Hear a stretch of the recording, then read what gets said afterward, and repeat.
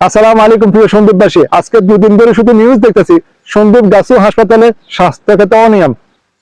এই কথাটা আমাদের সন্দীপের অভিভাবক বেলায় কর্ণধার স্বাস্থ্য কেন্দ্রগুলোতে ব্যাপক অনিয়ম। রোগীকে যে মানের খাবার দেওয়ার কথা সেই মানের খাবার দেওয়া হচ্ছে না। শুধু বলতেছেন ভাই, আপনি তো একজন সন্দীপের অভিভাবক, শুধু মুখে বললে হবে না, কাজও যদি আপনি প্রমাণ দিতে পারেন, কাজও যদি জনগণকে ভালোবাসতে পারেন, সত্যিকারে ভালোবাসা যদি সে প্রমাণ দিতে পারেন, তাহলে আপনি সন্দীপের অভিভাবক হবেন ভবিষ্যতে, এটা আশা করি। কিন্তু শুধু মুখে বললে হবে না, কাজও করতে হবে।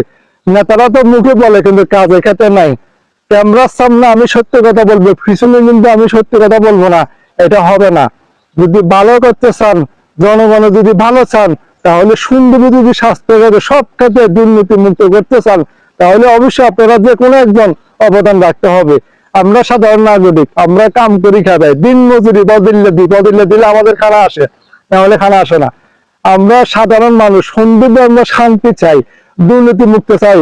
সন্দীপ হাজারি যত রকমের অবৈধ ব্যবসা আছে সব বন্ধ চাই, ডেরাডে অনিয়ম বন্ধ চাই।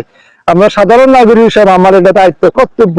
আমিও চাই আপনি মুখ দিয়ে যেটা বলেন এটা যেন বাস্তব করেন। ভালো থাকবেন, সুস্থ থাকবেন।